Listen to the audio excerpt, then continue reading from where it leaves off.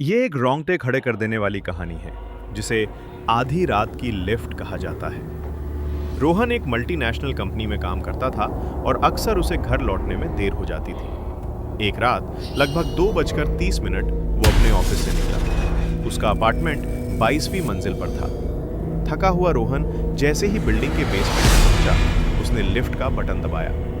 Lift नीचे आई, दरवाजा खुला और रोहन अंदर चला गया। उसने 22 नंबर का बटन दबाया। लिफ्ट ऊपर जाने लगी। 5वीं मंजिल पर लिफ्ट अचानक रुकी और दरवाजा खुला। बाहर एकदम अंधेरा था, पर वहां एक बूढ़ी औरत खड़ी थी। उसने सफेद साड़ी पहनी थी और उसका चेहरा नीचे झुका हुआ था। रोहन ने घड़ी देखी और सोचा, इतनी रात को ये बुढ़िया यहाँ क्या कर रही है? उसने विनम्रता से कहा, माता जी, अंदर आ जाइए। पर वो औरत नहीं है, वो बस बुदबुदा रही थी, अभी नीचे बहुत भीड़ है। रोहन को अजीब लगा क्योंकि बेसमेंट में तो वो अकेला था।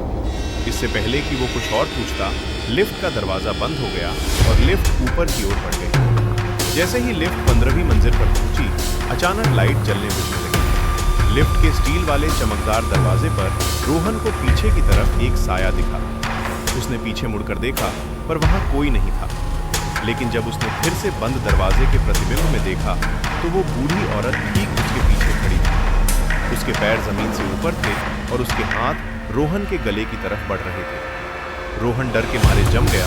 वो चिल्लाना चाहता था, पर उसकी आवाज नहीं निकल रही थी।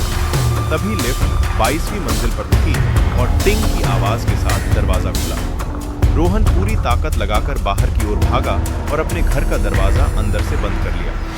वो हाँफ रहा था और पसीने से तरबतर था।